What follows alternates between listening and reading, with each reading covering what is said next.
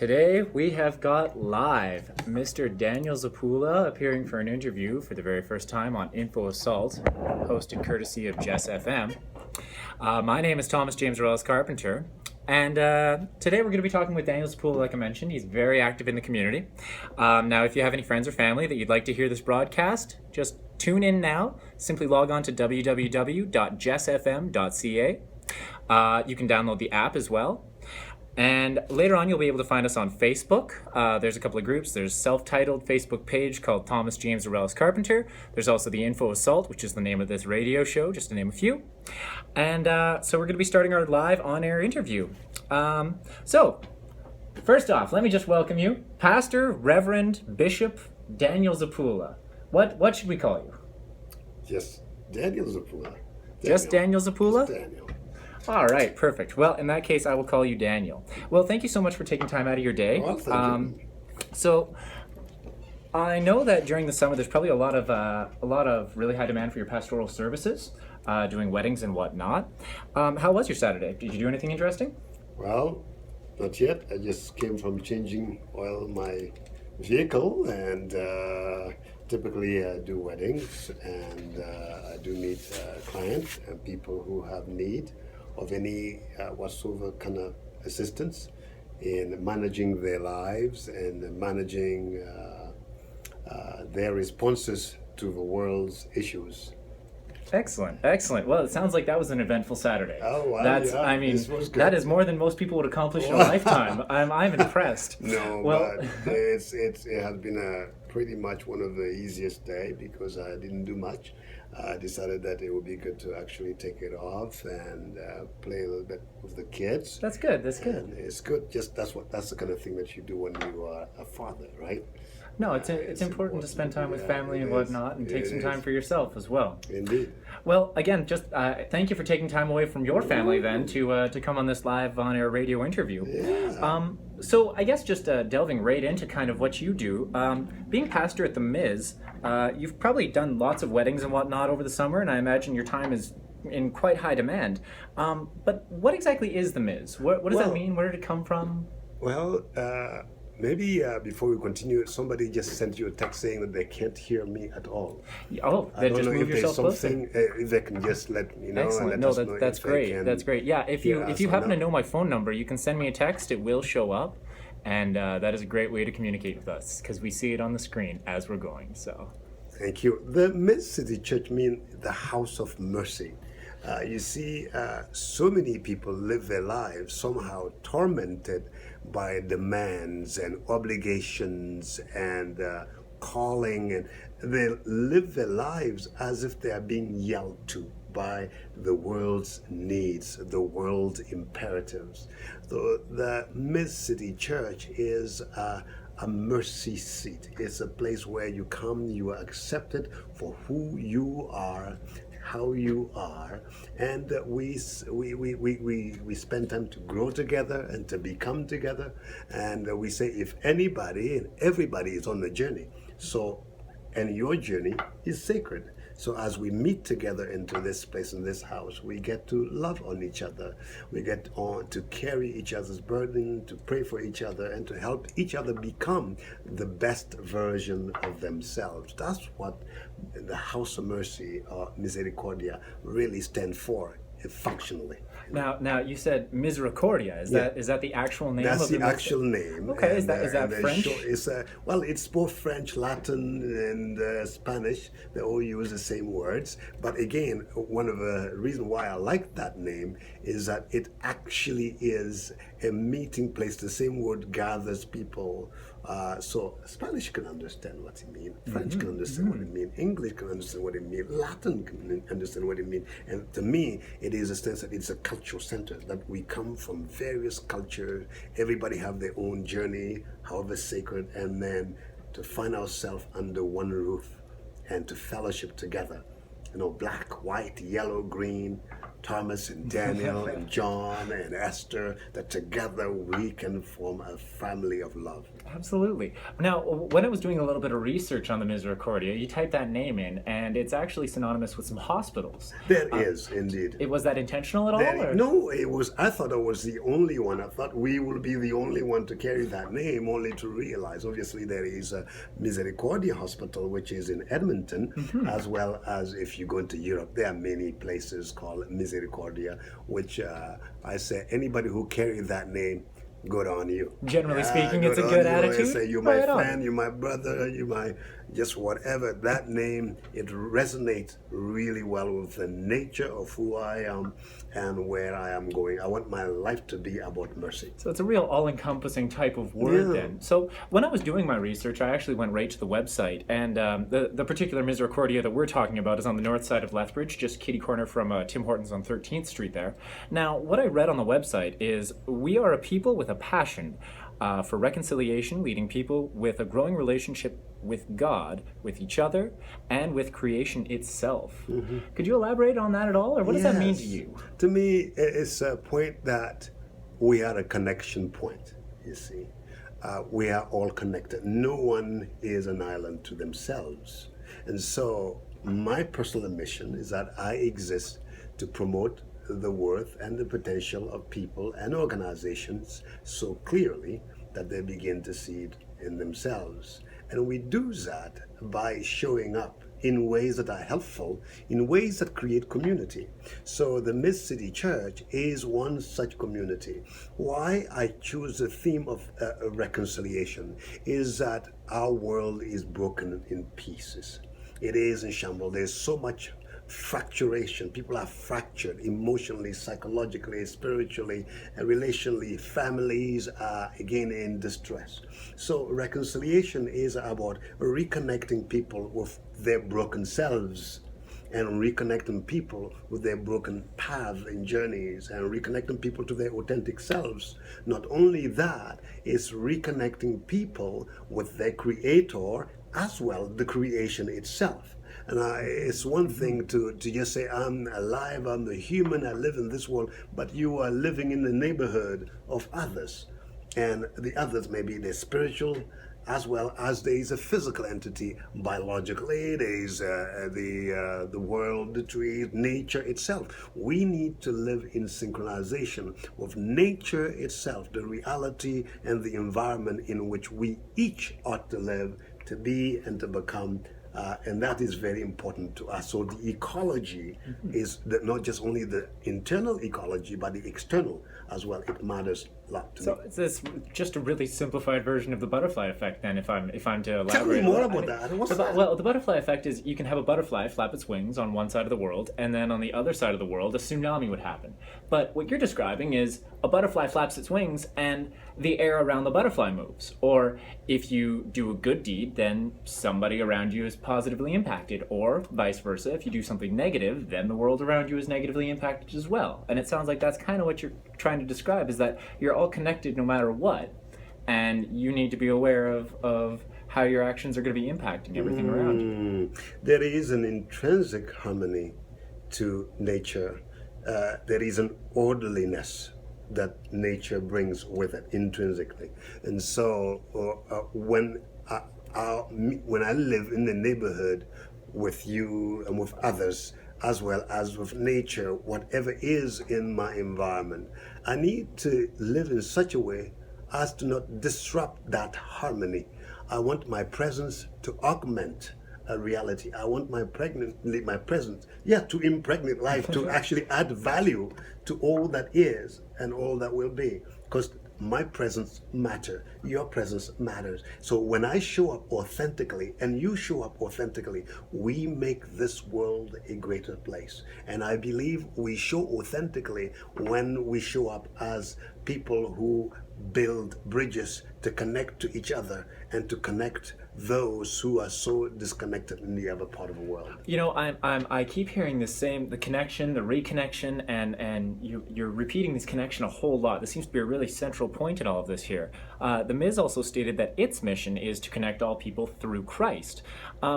So just going off of connections and tangents like that, could you tell me maybe what the Bridges of Hope is, or how that might relate to connections in the city? And again, that's exactly it. Because what I am all about connection. I'm all about our interconnection. You see, like I say you're not an island on yourself. So the Mid-City Church, I said, is a connection point. We connect through the Christ, Jesus Christ, that the Lord really connects people, and there is that sense of belonging to each other through Christ.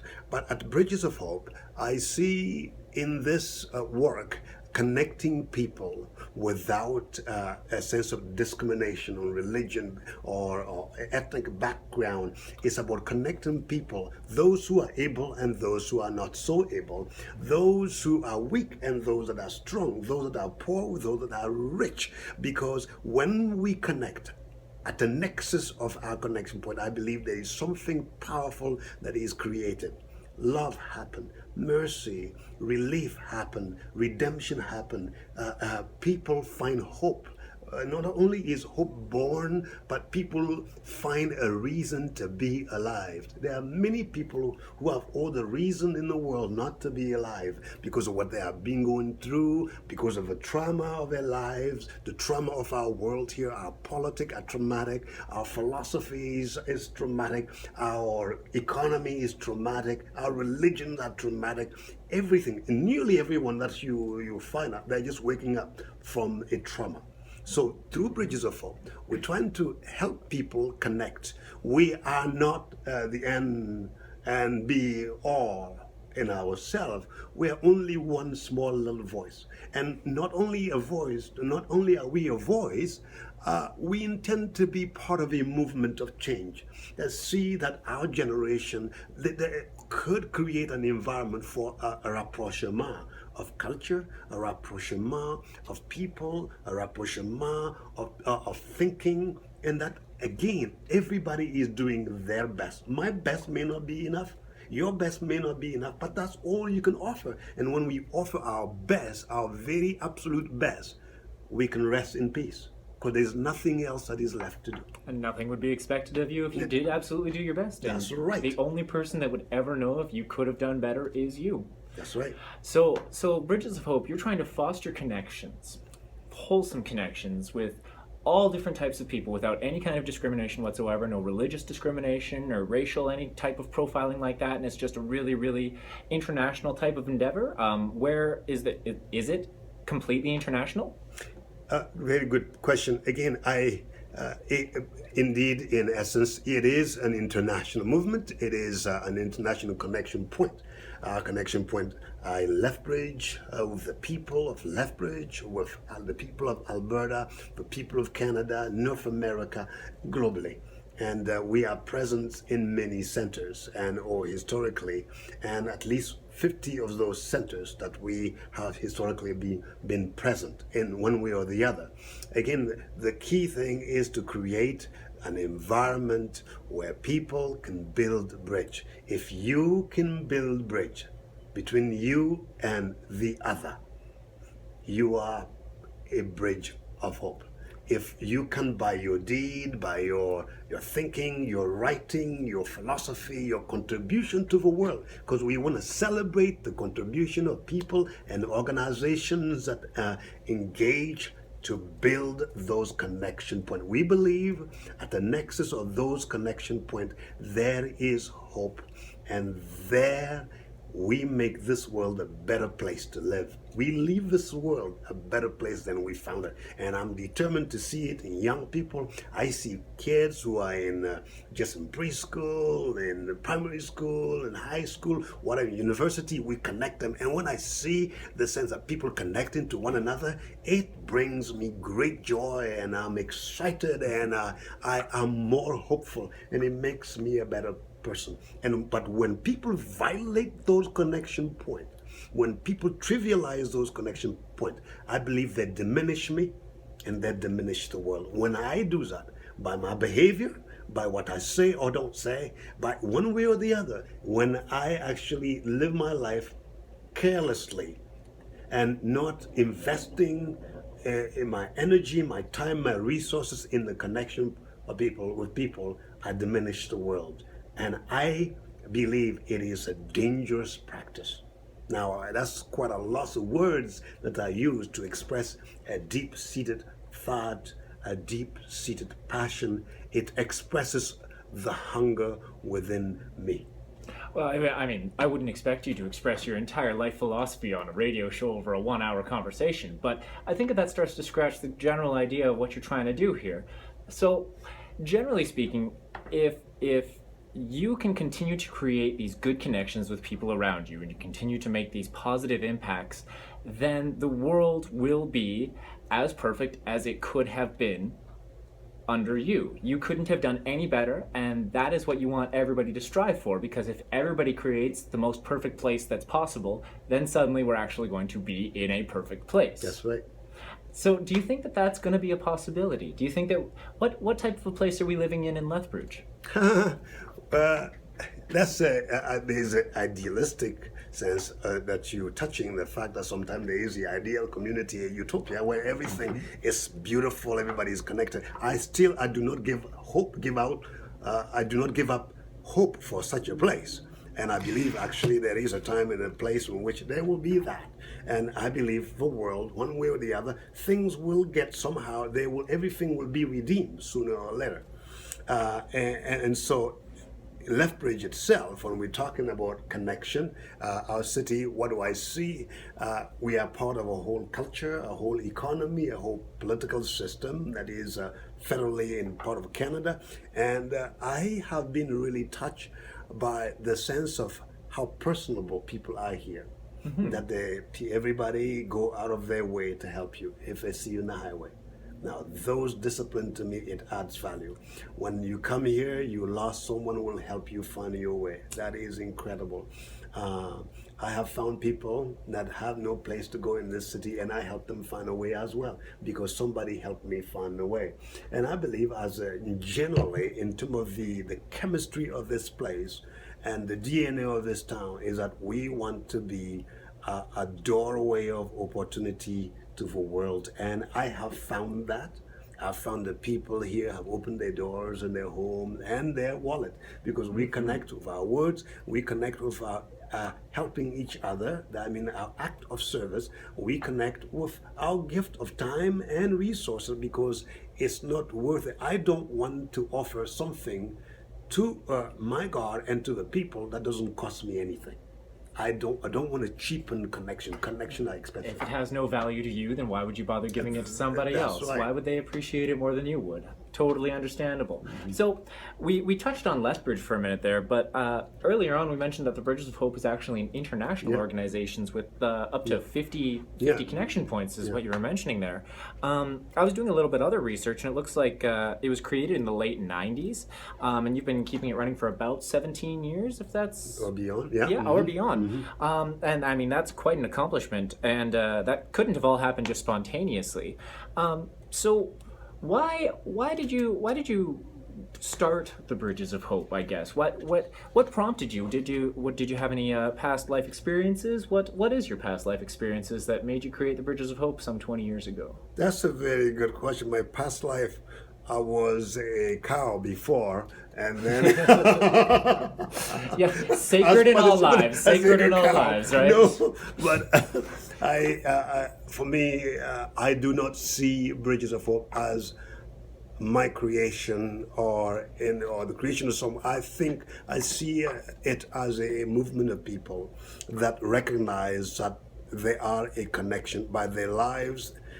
By virtue of their being in the world, they are each a connection point. So as I realized and discovered that, I lived out its fullest meaning, which is to lend myself on behalf of the poor, to lend myself on behalf of the rich, to lend myself on behalf of all people of all kind. And so it also was rooted in my own, where I come from. We all come from different paths, and I believe everybody's life is unique. Everybody's story is sacred, and so is my own.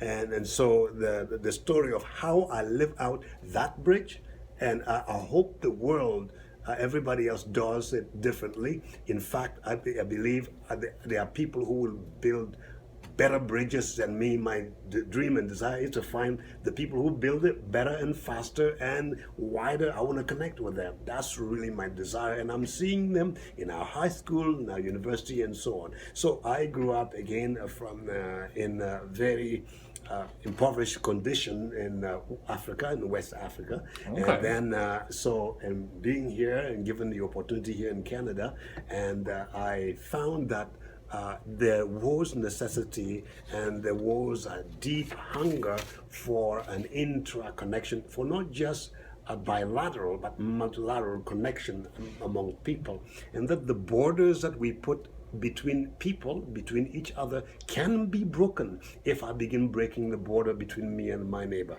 So as I broke those borders, I made our differences irrelevant. And so I celebrated who it is that I am and who is that you are, and our people connect in that place. In that point, I think we're beginning to see a result that is really helpful, redemptive, and have added value. So you mentioned you're from West Africa there. That's if I remember my geography right, that's actually a primarily French-speaking place, and that would probably explain why you were speaking French as well earlier, if I'm not mistaken. But it does have a slightly different French accent than either here or Quebec or France French, for that matter. If is it technically like a different French altogether? Are there different words, or is it fairly similar? Do you communicate well here? I do not know if the people in West Africa, in particular Burkina Faso, will be happy if we call their French French, because actually what we speak in Burkina Faso is the language of heaven. The language of heaven. So it's All not right, French, all it's right. higher level. It's the higher. next level French. What do you mean it's the next level? This is what do you? It's a supreme. It's a superlative of French of a language. Come That's on now, excellent. brother. That's excellent. That's excellent.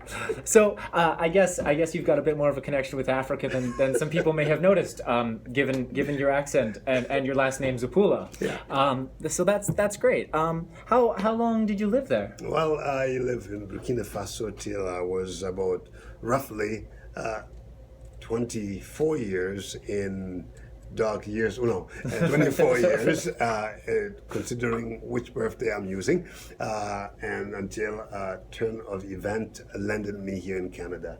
I've been here now in the early 1990s, and my life has never been the same. That's really. fantastic. It has been a very, what do you call it, roller coaster of the journey, in a great sense, for me. So growing up, could you have ever imagined that you would be sitting here? Yes.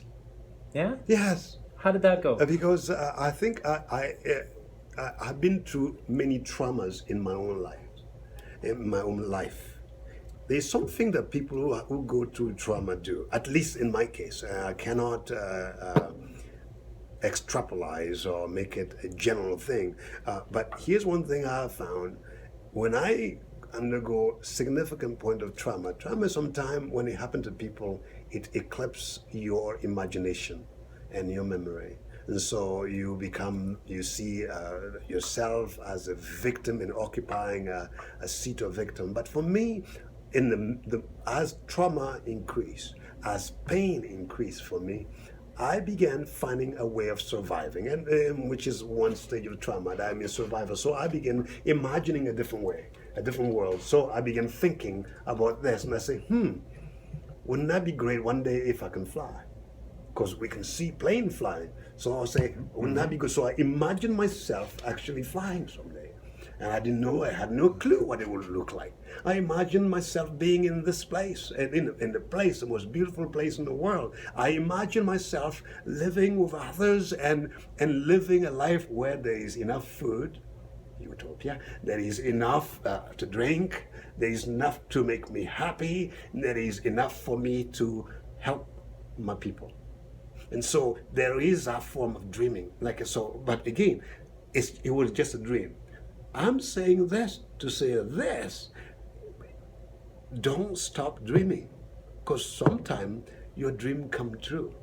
And anyways, that's so did I imagine? I did imagine this, but is this exactly what I imagined? No, it's probably more than what I thought. And I am truly, truly intrigued and touched by the generosity of people. I did not think I would meet that much generosity here in this country. I was surprised by that. I was happily surprised, and it makes me be so thankful. And tomorrow morning, I'm preaching about being thankful. And this is one of the things I count as the highest blessing that the Creator have given me. And I'm so privileged. I would have to actually agree with you. I personally consider Canada and Alberta specifically, even as specific as Lethbridge, to possibly be one of the best places in the entire world to live. Now, of course, that's just my opinion, but to me, my opinion is the most important, so that's what I'm going to go with. And now, in the same respect here, we were just describing your life growing up till you were 24 years old in Africa and how it was full of impoverishment and trauma and lack of food and shelter and safety and just general basic needs. And earlier on, I asked you how you looked at Lethbridge. Now, thinking back to Africa, how would you compare Lethbridge? Yeah, let me add this, and I think the people from Africa and from the third world in general will be happy to hear this. Having said that I grew up in an impoverished environment, it's not the full story, because there were places and spaces in which my growing up in Africa have enriched me profoundly. And it taught me spirituality, it taught me generosity, it taught me family and community. It taught me the discipline of honoring and of serving others. And it taught me the discipline of respect and unconditional love. And it taught me also the discipline of suffering, and to not really, to learn to do and to be and to live in the midst of suffering and trepidation, and that no matter how high your suffering, you can make it. So that's important to say. When I came here in this country, and in Lethbridge in particular, again, the development level, the harmony, the joy, the availability of food and means, it was incredible. And as I began traveling around this country, I realized, boy, this is a massive place. In fact, I thought it was a massive town, because the cities run into the cities, into other cities, and before I knew, I'm in Trump land, I'm in America. and it was quite incredible to observe that how the continuity, and there was lights, and there was road, there were infrastructures that really took oil from point A to point B. There is banking infrastructure, the economic structure, and the relationship infrastructure, the business development. I was tremendously blessed. It sounds like and then I went back home. You asked me how it was like someday. All right, well, if there was a good opportunity to ask you some questions. So, maybe let's back up to your childhood a bit more then. Because, you've really highlighted some great things about living in North America and Alberta, and some of the great opportunities that we've been afforded here, and the generosity and just the abundance of everything that we have, and things that we should really appreciate and be thankful for. But you also mentioned that you learn to appreciate a lot of things because of your time growing up in Africa, a lot of spiritual things. And so what would you say your best memory would be growing up in Africa? To me, it is one day I was walking to the field to cultivate. My guess is probably not correct, but I don't know even how old I am fully. But we were going to a field to cultivate. And as we were walking the path of my dad, we were climbing this little hill. And I looked into the horizon. I couldn't see on the other side of the hill. And I did not have the fortitude within me to take one more step, because I was tired and exhausted.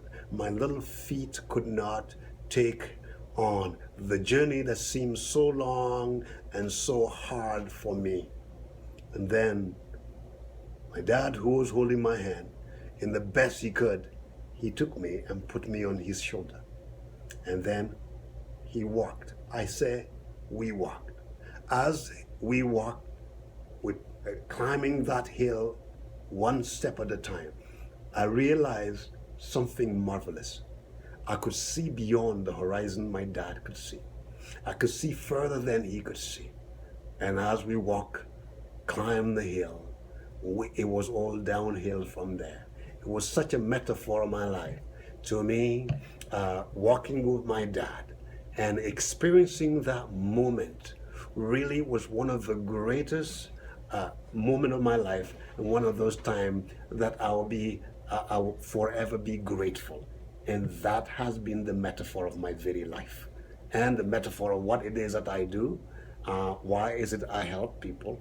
Why is it that I do what I do through the church or through Bridges of Hope? It's about doing exactly what my father have done to me. That is to hold my hand and to put me on his shoulder.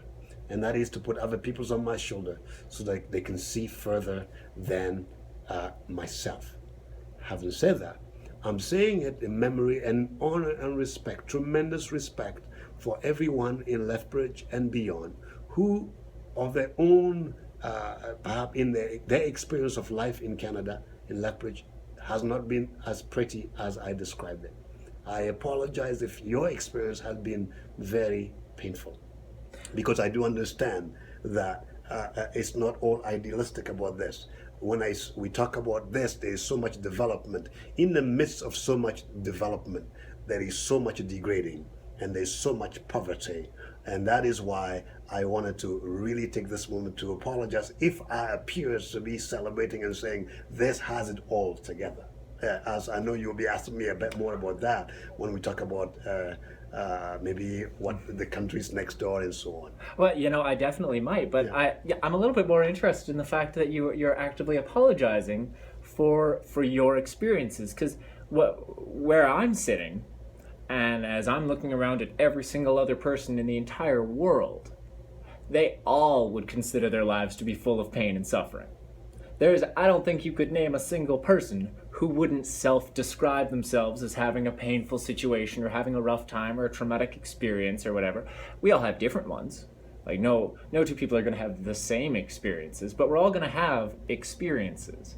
And to us, there is going to be a worst experience in the entire world that we've ever had, and that is going to be the worst of the worst. But I don't think that really warrants you apologizing for telling us about your bad experiences, or the fact that you came through those experiences and learned something from them. Thank you for saying that. I was trying to address something that is going out there, and it's the idea that North America in general is so developed, it has everything. Well, if we are, how come we have our hospitals are still full of people who have no medical care and assistance? Our prisons, and I heard that at least in next door to Lethbridge, not far from here, maybe 45 minutes from here in the United States, I heard that there is more than 10 million, I think even 15 million, even 20 million of the citizens are in jail.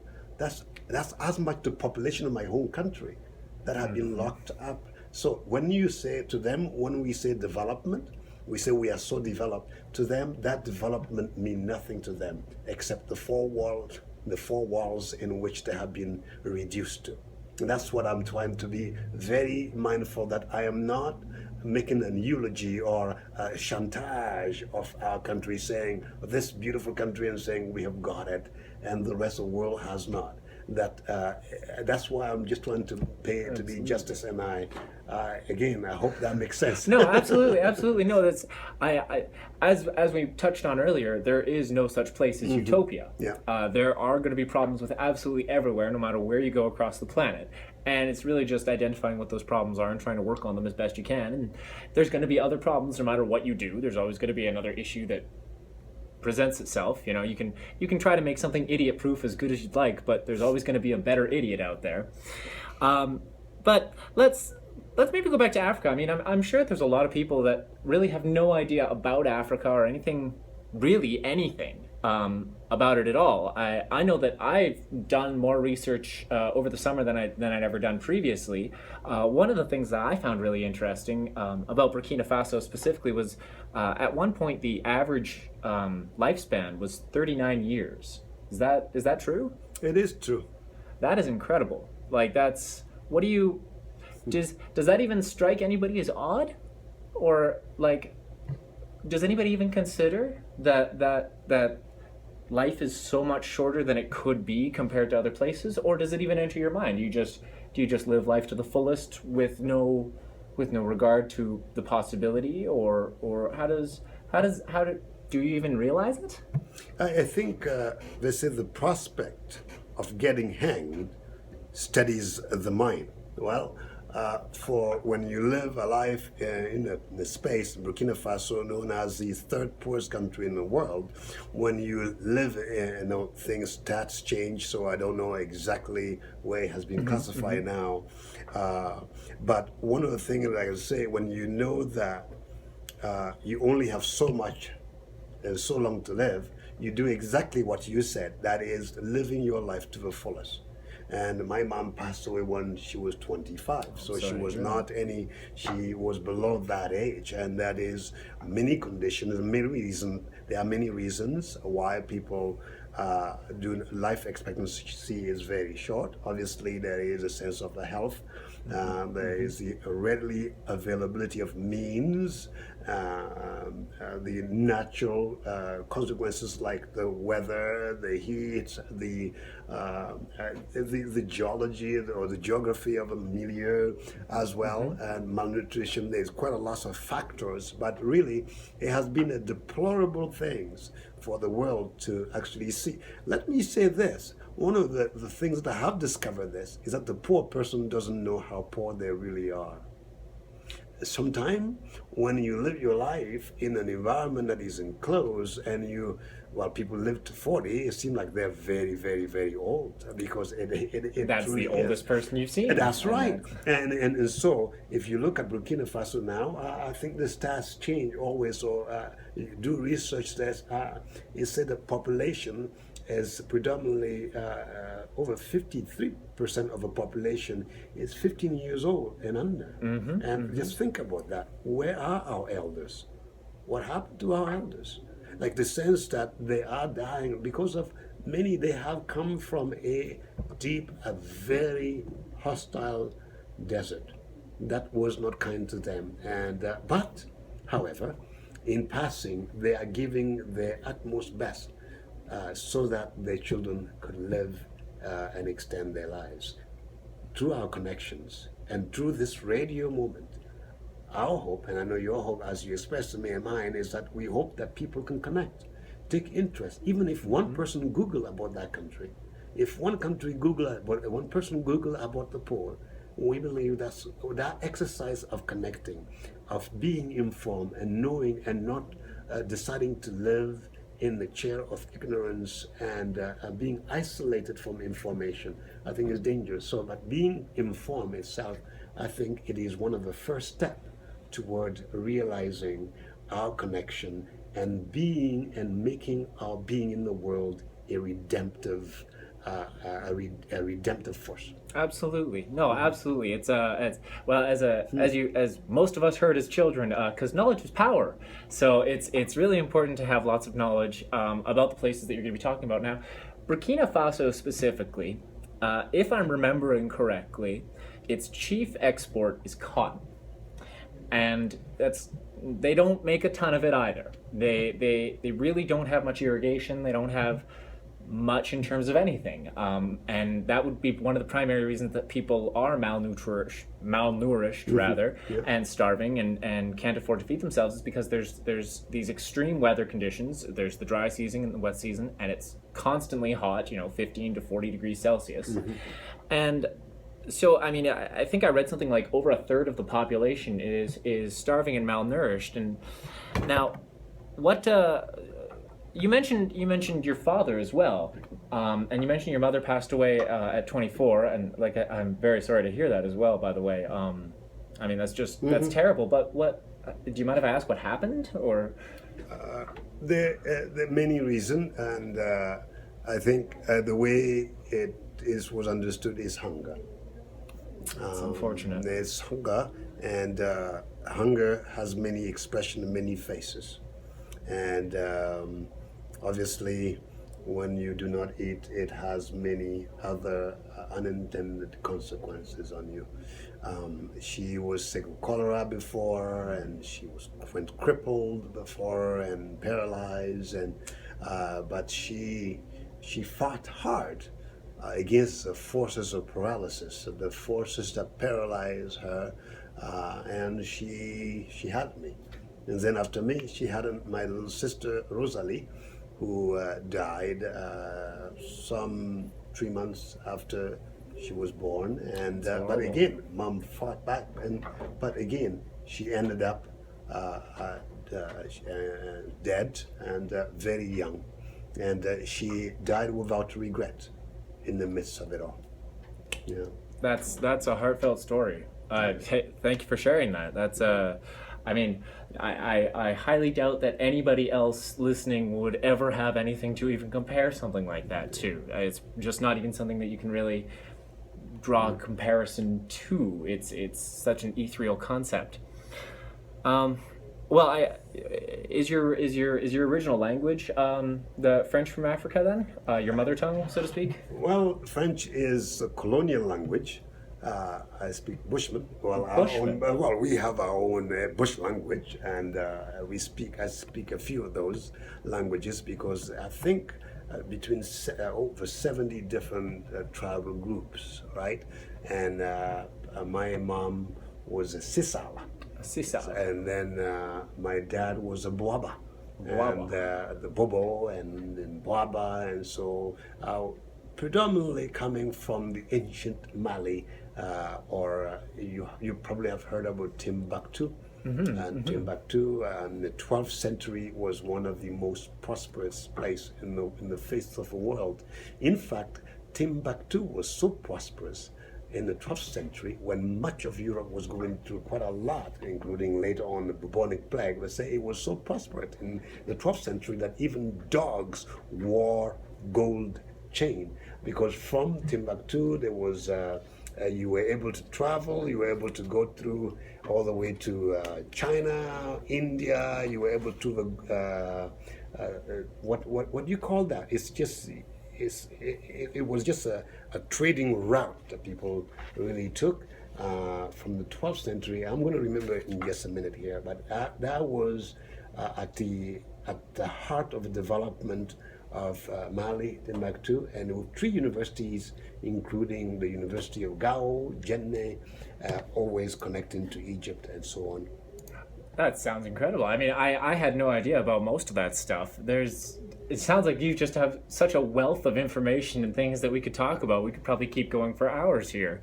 We're going to have to probably start wrapping this up pretty quickly here, as we only have a short 1 hour. As it turns out, I didn't realize that we would be done this so quickly here. But let's see if we can maybe get 2 more questions out before we wrap up here. So, with relation to helping people and creating more global connections, what are your future goals? What can we do to help?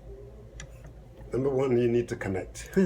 Like we said, if you're not connected, and there are many connection points, and you can call our office 403-380-3844. That's connecting. You can ask to volunteer your skills, your time, your passion, your contribution. You could ask to connect with a child, and I believe it's important there. You can connect, and there's many organizations there that facilitate the connections. And sponsoring a child does not save the whole world, but it does make the difference in that kid. It's an exercise of your heart. So your heart is like a muscle. Like any muscle, it does not develop until you develop it, until you practice. So that's like when we sponsor and connect to one child, I think there is something about that. All those organizations have problems. They're not run perfectly. But I tell you, to that child, they're the best thing, the closest thing to perfect. There is a point to connect. I want people to think about connecting with their ability. Some people are great with businesses. No, you know what? You know what? Africa and the third world and people they need you to commence and to start businesses there. They want you to open the border. To you have your best ideas, your best dream. You can connect through businesses. And for that matter of fact, I cannot insist long enough on that reality. Business is the heart of a community. When you create business, you create employment. And when you create employment, mom and dads, they have job, they can send their children to school, and they will relieve you of any need to sponsor them. That's very important, a connection point. And connect with your neighbor. Go next door and connect with somebody. If you're having a glass of wine, call your neighbor. Have a glass of wine with them. Invite them to come and share. Those exercises seem to be trivial, but in the grand scheme of it, they're big decision that interconnection. That is fantastic. That is fantastic. Now, just a final question here. For all of the people who could be following from the internet there, this is going to be speaking directly to the followers that I Hate Donald Trump. We have quite a large Facebook following. There's 100,000 plus people there, so I'm sure that one or two have been online patiently waiting for us to finally get to this topic. Now, there have been some pretty startling revelations considering some pretty influential forces, specifically like the staff of Donald J. Trump, Jeff Sessions, Jared Kushner, Paul Manafort, Rex Tillerson, Donald Trump Jr., the whole Comey, now Mueller investigation thing. There's a lot of stuff that's been going on. I did look up your YouTube video previously, and it showed a fairly definitive opinion. Has that opinion changed as new information has been released? I have not studied those new informations yet, but one thing I would say to people is that in moments like these it's quite difficult to maintain sanity because everything seems to be insane. Yep. And it's insane at the speed of Twitter. I understand the confusion that it can bring. All I can say to people is that a little bit of patience. There's a proverb: if you're patient, you can cook. You can make stone become meat for you. I'm saying Trump, no matter what, and his team, they are temporal. They are not eternal. Soon their time will be over. And my prayer is that actually they get better. My prayer and my wish is that they can become they can be an improvement. They can be rectified and the situation can just be completely resolved. But with your help and your group, I think we can make stuff can change. You know, I'm really hoping that we change the current situation for sure. You know, he's currently the president, and I wish we would change that. How you do that? It's called impeachment. Oh, Lord, have mercy. And you know, I think with that, we will call this a day. Thank you so much, Daniel, for coming on the show. Thank you, bro. This has been great. Yeah, God bless. And God bless. You guys have a great evening. And let's see if we can get some music playing for you guys again here.